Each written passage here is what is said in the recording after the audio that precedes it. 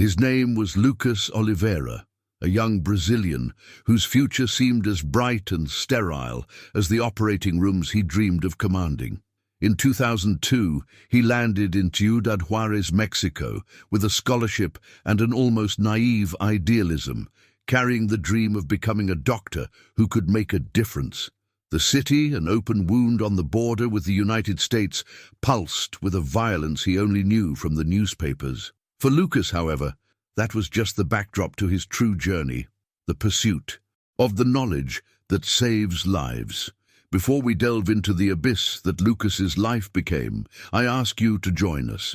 If this story has already touched you in some way, subscribe to the channel so we can reach our goal of 1,000 subscribers. Also, comment on what city you're watching from. Your support is what allows us to continue bringing impactful stories like this one, giving a voice to journeys that would otherwise be forgotten in silence. His life in Juárez was a study in contrasts. Within the walls of the prestigious university, the world was made of logic, science, and the promise of a controlled tomorrow. He excelled, not just for his intelligence, but for his palpable passion for medicine. Outside, however, the dusty streets told a different story, one of impunity and fear, where life seemed to be worth very little. Lucas navigated this reality as a foreigner, protected by his routine of studies and by the love he had found. It was there he met Sophia, a local art student whose vibrancy and warmth were the perfect counterpoint to his focused and methodical nature. She was his safe harbor, the personification of the beauty and hope that still insisted on blooming in that fractured place. Sophia was not just his girlfriend. She was Lucas's link to the soul of Mexico.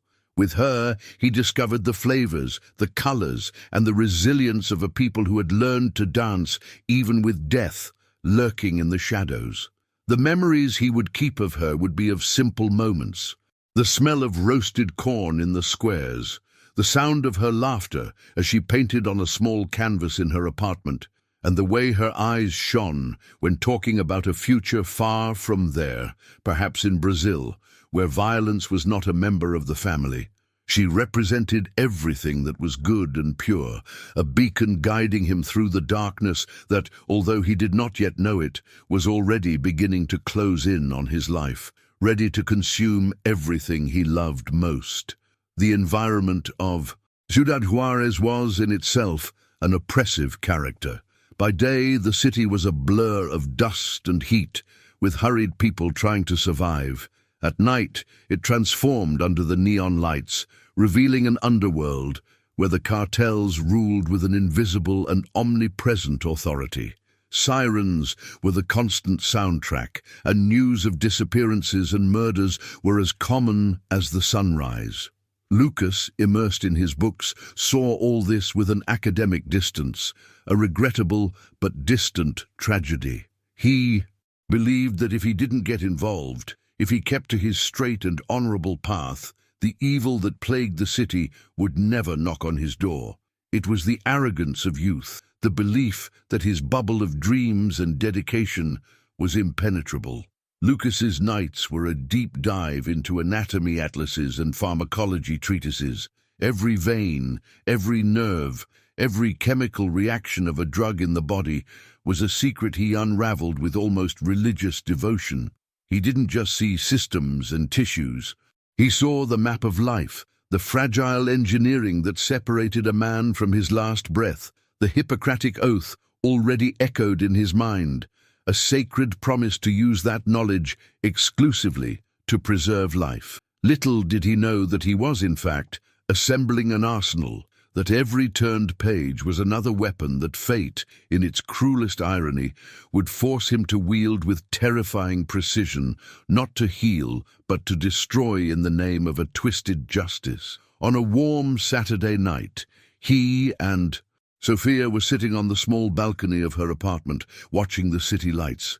She rested her head on his shoulder, and the silence between them was comfortable, filled only by the distant sounds of the street. "One day," she whispered, "we'll have a house with a garden far from all this. You'll take care of people, and I'll paint happy pictures." Lucas smiled, kissing the top of her head. In that moment his future seemed tangible, a solid promise. He felt invincible, believing that his love and determination were sufficient shields against the brutality of the world. This scene, in its simplicity and tenderness, would become a torture in his memory, the painful before that would forever define the after. Sofia's father, Mr. Rodriguez, was an honest and hard-working man, the owner of a small convenience store that was the family's livelihood. He embodied the dignity of the common citizen who refused to give in to fear. Lucas admired him deeply, seeing in him the quiet strength that kept the city standing despite everything. The store was a meeting point in the community, a place of normalcy amidst the chaos. Mr. Rodriguez always greeted Lucas with a warm smile, treating him like a son. He represented the family Lucas was building in Mexico, the structure that gave meaning to his life far from home. He was a good man in a place that no longer had room for goodness. The end of Lucas's innocence began subtly, with a change in the neighborhood's air. Strange. Cars would stop on the corner for too long. Glances that were once friendly became evasive. Mr. Rodriguez began coming home with a worry etched on his face, something he tried to hide from Sofia. Lucas sensed the tension, but didn't fully understand it. It was the prelude to the storm, the heavy silence that precedes the explosion. The normality he knew was slowly unraveling, eroded by a threat he couldn't yet name, but could already feel in his bones, a cold anticipation of the horror that was about to destroy his world and forge a new, terrible purpose for his existence. Brutality erupted on a rainy Tuesday, a grey day that foreshadowed the darkness to come. Lucas left an advanced pharmacology class and, upon checking his phone, saw a dozen missed calls from Sofia. A chill ran down his spine, a primal intuition that something was terribly wrong. He ran towards Mr. Rodriguez's store, but even before he arrived, he saw the reflection of red and blue lights dancing in the puddles. The street was blocked by patrol cars and a yellow tape that looked like an open wound on the urban landscape. A small crowd was gathered, whispering words that Lucas couldn't understand, but whose weight he felt in the air. He pushed through the people, his heart hammering against his ribs, with denial desperately fighting against the visual evidence of an irreparable tragedy. The smell of gunpowder and blood hung in the air, a nauseating mixture that clung to his clothes and his memory forever.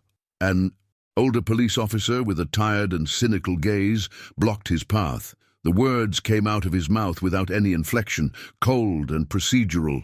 2 bodies, an older man and a young woman, execution, a cartel settling of accounts. They didn't pay the fee. Each word was a blow, a shovelful of dirt on the coffin of his future. Lucas no longer heard anything. The world turned into a low hum as the image of Sofia, smiling on the balcony, was violently torn from his mind. He saw, over the officer's shoulder, the store's floor stained a vivid red, and in that instant the medical student inside him died, and something much darker began to awaken. At the police station, Lucas's grief was met with a bureaucratic indifference that was, in itself, a form of violence. He tried to explain, to give details about the veiled threats, about the suspicious cars, but the officers barely looked him in the eye. They took his statement on an old typewriter, with the same apathy with which they would fill out a traffic report. "This happens all the time, kid," said the detective, a man with a coffee stain on his shirt. "They were good people, didn't get involved, but they refused to pay. A fatal mistake. I'm sorry, but there's nothing to be done. The case will be filed away." The phrase "filed away" echoed in Lucas's mind. Sofia's life, their love, their stolen future, all reduced to a paper folder on a dusty shelf. Justice wasn't absent. It simply didn't exist for people like them. The following weeks were a blur of pain. Lucas locked himself in his apartment, a mausoleum of his memories with Sofia. Her clothes were still in the closet, her scent still on the pillow. He stopped going to classes, stopped answering the phone. The outside world ceased to exist. Grief was a physical force, a weight that kept him from getting out of bed, that made breathing a conscious and painful act. He would spend hours staring at nothing, reliving every moment, every smile, every promise. But slowly, under the layers of sorrow, something began to change. The pain, so intense and paralyzing, began to solidify, to transform into a rigid structure within him. Despair gave way to a cold clarity, sadness to a silent, icy rage that burned hotter than any fire. That night, grief gave way to a dark purpose. He stood up and walked to his desk, where his medical books were stacked. Anatomy atlases, toxicology manuals, surgical guides, tools created to understand and preserve the human body. He ran his fingers over a diagram of the nervous system, tracing the pathways of pain. It was there that he made his decision, a silent oath that sealed his fate. If the system was corrupt and justice a sham, then the scales would have to be balanced by other hands, his hands. If you understand the weight of this choice, born from the deepest loss, and want to follow Lucas's journey, know that it is your subscription that allows us to tell this story to the end. The support from all of you is the force that moves us to not let accounts like this be lost. The transition from pain to purpose was a silent metamorphosis, occurring in the stillness of his apartment. Lucas shed his grief like a cocoon and emerged as something focused and lethal. His days, once dedicated to the study of life, were now consumed by the study of death. He used his academic discipline to delve into the structure of the cartel that had killed Sofia.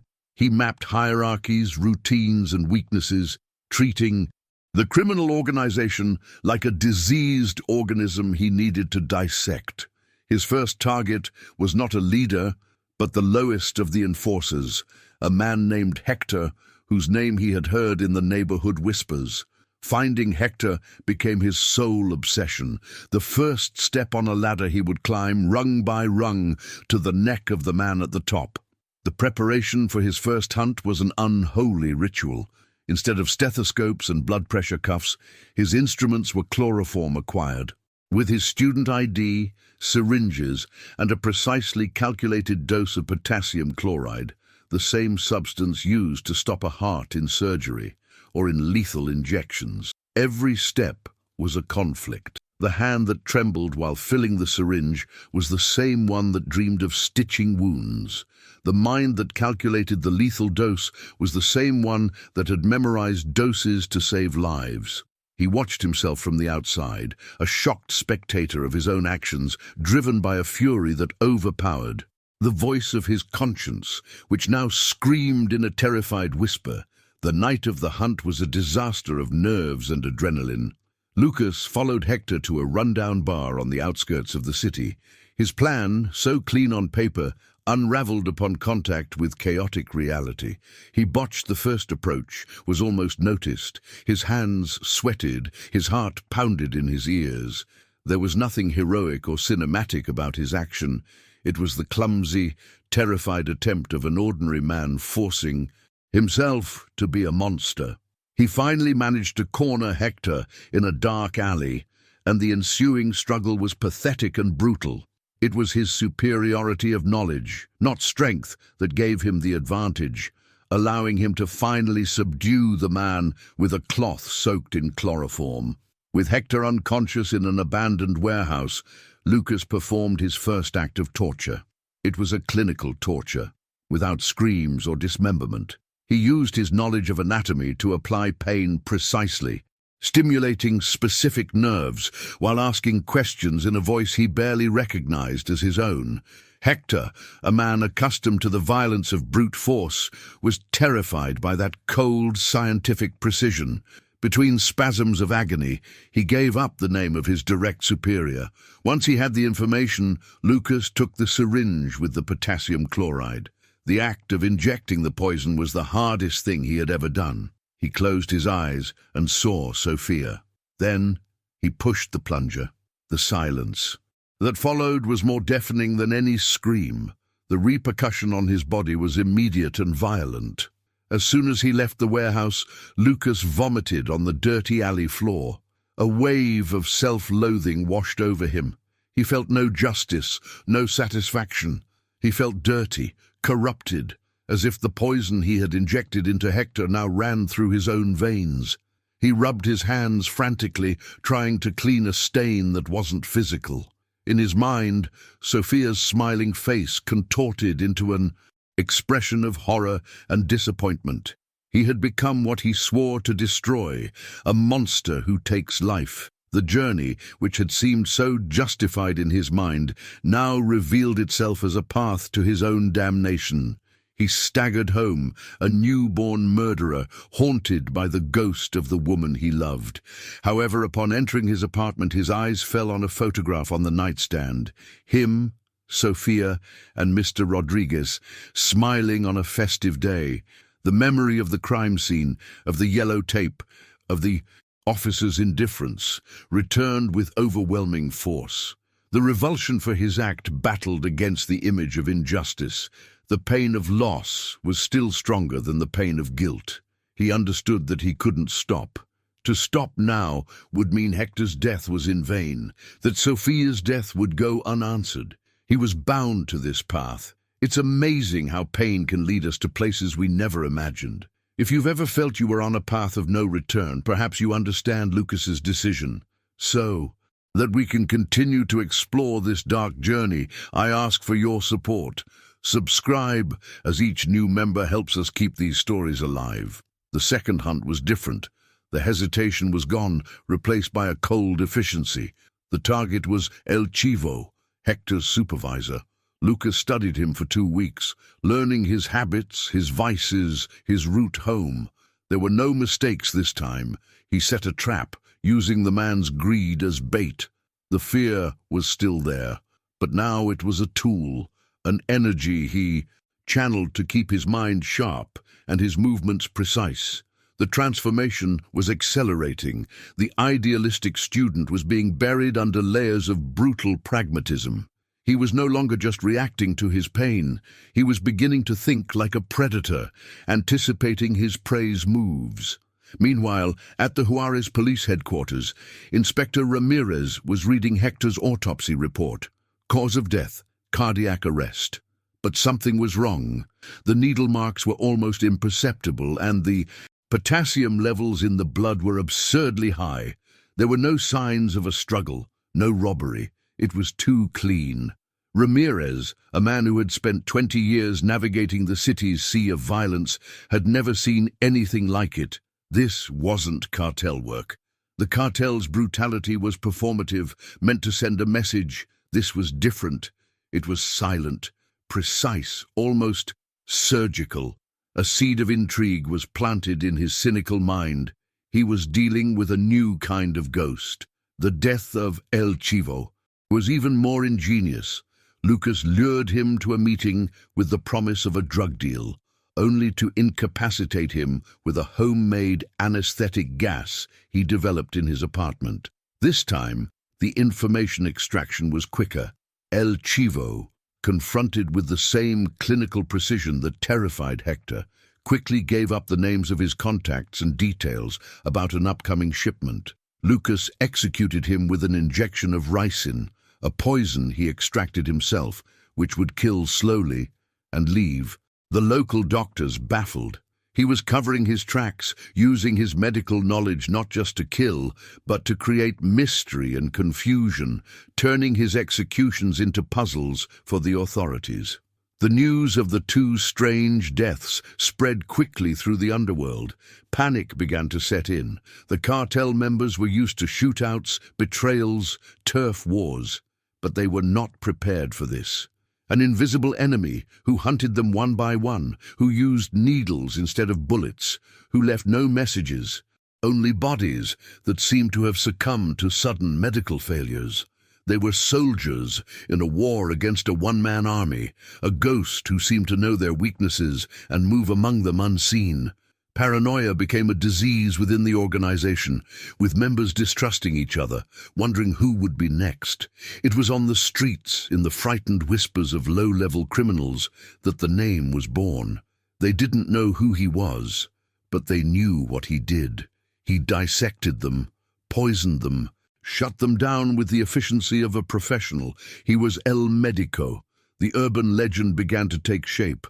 A phantom doctor, perhaps the vengeful spirit of a cartel victim who had returned to collect his debts with a scalpel and a syringe. Lucas, hidden in his double life as a student, heard these rumors, and for the first time since Sophia's death, he felt something other than pain and rage. He felt a shadow of power, an identity forged in the fear of his enemies. The body of El Chivo on the medical examiner's table confirmed Inspector Ramirez's suspicions. Another bizarre death, clinically inexplicable to most. But to him, the pattern was as clear as day. 2 deaths, both of known cartel members, both executed with a method that required advanced medical knowledge. He was hunting a vigilante, one with an intelligence and methodology that set him apart from any criminal he had ever pursued. Ramirez felt he was at a crossroads. Officially, he had to stop this man. But secretly, in a part of his soul tired of seeing the city bleed with impunity, he couldn't help but feel a dark admiration for this cleanup. In the midst of his crusade, Lucas was haunted by flashbacks of Sophia. One night, while cleaning his makeshift equipment, he remembered a day he cut his hand while cooking, and she had tended to the wound with infinite tenderness. "You have the hands of a healer," she had said, kissing his fingers. The memory hit him like a punch. He looked at his hands, now stained with the guilt of 2 deaths. They were the same hands. The contrast between what he was and what he had become was a constant torture. These moments of lucidity were dangerous as they reminded him of his lost humanity, the soul he was sacrificing with every step he took into the darkness. Lucas's apartment became a reflection of his divided mind. On one side, medical books, lecture notes, a facade of normality. On the other, hidden in a false bottom in his closet, was his dark laboratory. Vials of chemicals, syringes, notes on poisons, and the cartel structure. He lived in 2 worlds, separated by a thin door. By day, he was the exemplary medical student, attending classes, interacting with classmates who had no idea of the monster that sat beside them. At night, he became El Médico, dressing in dark clothes and heading out into the streets, an angel of death with a profound knowledge of life. The next target was a significant leap up the hierarchy, the cartels. Head of logistics, a man named Alvarez. He was better protected, more intelligent. To get to him, Lucas knew that direct force or ambush wouldn't work. He would have to use a different weapon, one he was just beginning to hone: psychology. He began to study Alvarez not as a physical target, but as a mind to be dismantled. He discovered his weaknesses: a secret mistress, a gambling addiction, and most importantly, a deep-seated paranoia of being betrayed. Alvarez was the brain behind the operations, and Lucas decided to fight him on his own battlefield. Lucas initiated a campaign of psychological warfare. He started leaving anonymous tips for Alvarez, suggesting his mistress was collaborating with the police. He manipulated one of his card games, causing him to lose a significant amount of money to a subordinate, sowing distrust. He used his knowledge of pharmacology to lightly drug Alvarez's drink at his favorite bar, causing him subtle panic attacks and hallucinations. He wasn't attacking Alvarez's body but his mind, eroding his confidence, unraveling his world from the inside out, piece by piece, until the man was completely isolated and terrified in his own fortress. The final confrontation with Alvarez was not in a dark alley, but in his own luxury home. Lucas came to him not as a killer, but as an inevitability. Alvarez, his mind in tatters from paranoia, barely resisted. He saw in Lucas the personification of all his fears. Lucas didn't need to torture him. Physically, the man was already broken.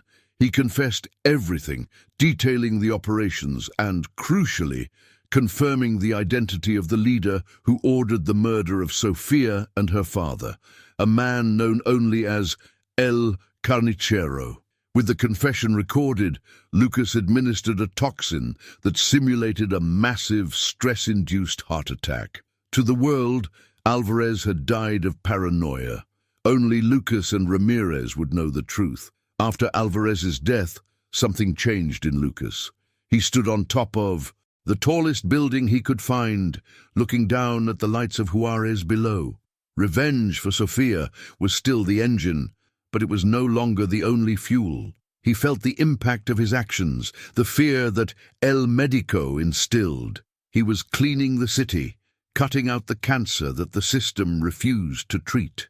In that moment, he accepted his new identity. He was no longer Lucas Oliveira, medical student, seeking revenge. He was El Médico, a symbol, a force of nature against the evil that infested this place. This journey shows us that sometimes, to fight monsters, one must become one. And if you believe that some causes require extreme sacrifices, join our community. Your subscription gives us the chance to delve deeper into complex stories like this one. The death of such an important figure as Alvarez sent shockwaves that reached the very top. El Carnicero, until then an almost mythical figure, felt the threat for the first time. He was a pragmatic but sadistic man who saw violence as a business tool.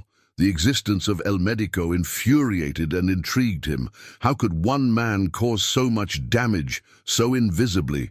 The paranoia that destroyed Alvarez began to infect El Carnicero himself. He doubled his security, became more erratic and violent with his own men, suspecting betrayal in every shadow, inadvertently helping Lucas to further destabilize his organization.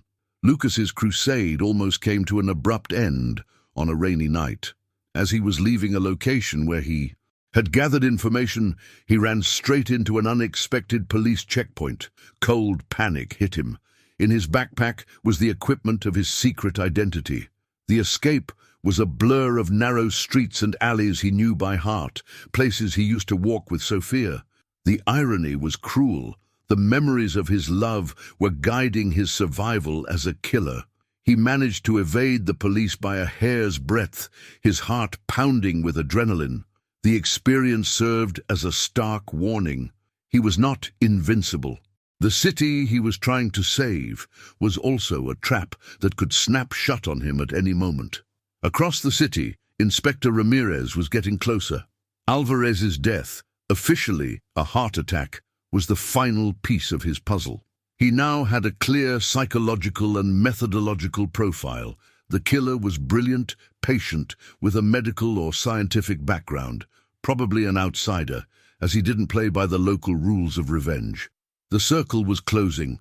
Ramirez began to discreetly frequent the areas around the medical school and major hospitals, not looking for a face, but for an anomaly, for a student or doctor who didn't fit, someone whose eyes carried a weight they shouldn't.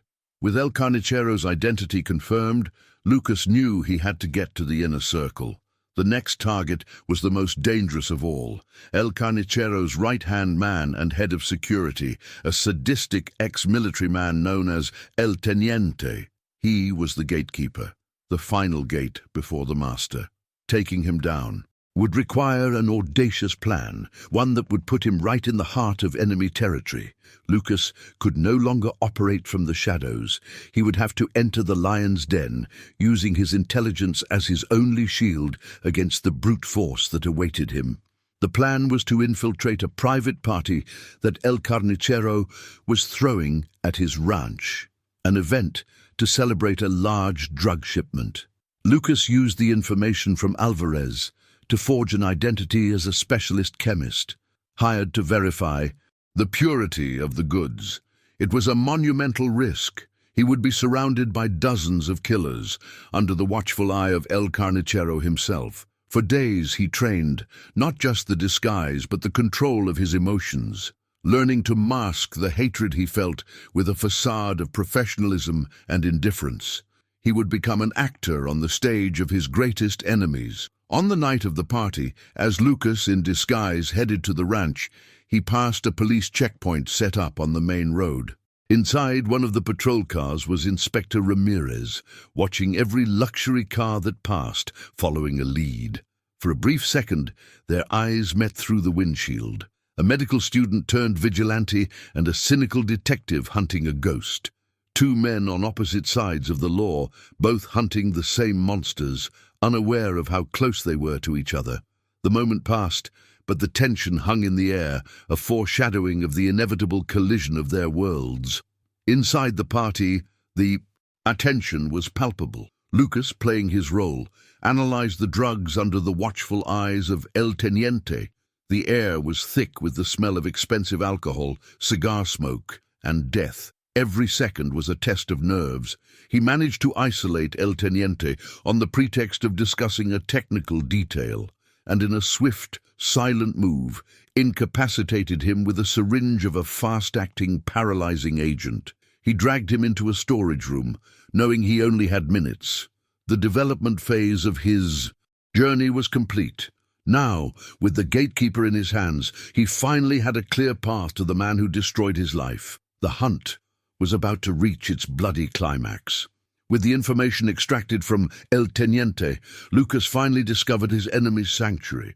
It was not an impenetrable fortress or a luxurious mansion, but something far more perverse. An abandoned medical clinic on the outskirts of Ciudad Juárez. The site, once a place of hope and healing, had been co-opted by the cartel to serve as a clandestine infirmary and occasionally as a torture chamber.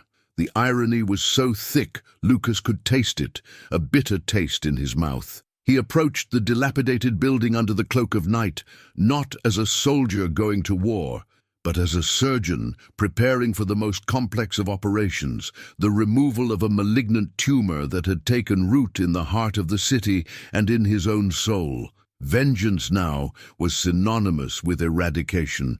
The infiltration was a silent ballet of death. Lucas's knowledge of the location's layout, also provided by El Teniente, allowed him to move with ghostly precision.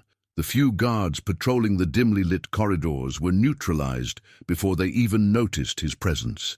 He didn't use firearms, which would make noise, but rather his anatomical expertise.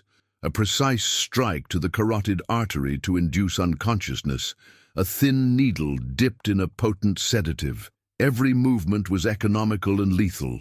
The clinic's hallways were a nightmare of his lost vocation. Rusty gurneys, stained surgical instruments, and the omnipresent smell of antiseptic and decay.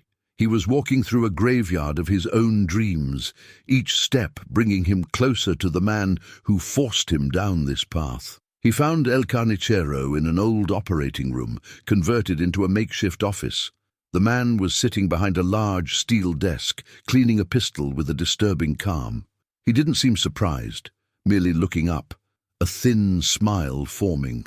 On his lips, "El Médico," he said, his deep voice echoing in the room. "I was wondering when you'd finally come knocking. Have a seat. We have much to discuss."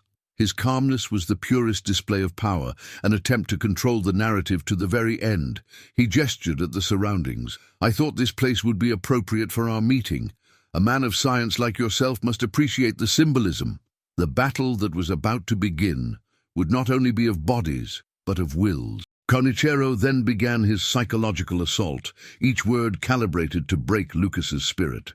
"I know why you're here," he said, putting down the gun and leaning back in his chair. "A girl. Sophia, wasn't it? And her father. A waste of ammunition, if you ask me. But business is business." He spoke of the murder with the same emotion one might discuss the weather, trying to incite a furious reaction from Lucas. "But look at you now. How many of my men did you kill to get to me? 5? 6? You're no different from me. You discovered you have a talent for violence, and you liked it. You hide behind your pain. But the truth is, you've become the thing you hunt. You're a monster, just like me." The words hung in the air, venomous and precise. For a moment they hit their mark. Lucas felt the weight of his actions, the cutting truth in the man's accusation. The image of a horrified Sophia flashed in his mind. Was he a monster? Had he become the thing he despised most? The hesitation lasted. only a heartbeat. It was then that the clarity, forged in the fire of his loss and honed in his hunt, took over. He looked at El Carnicero, not with hatred, but with the detachment of a doctor examining a disease. "You're wrong," Lucas said, his voice low and steady, devoid of emotion. "You kill for greed and power. Your violence is chaos. Mine is the cure. I am a surgeon. And you are the cancer. And I've come to remove you."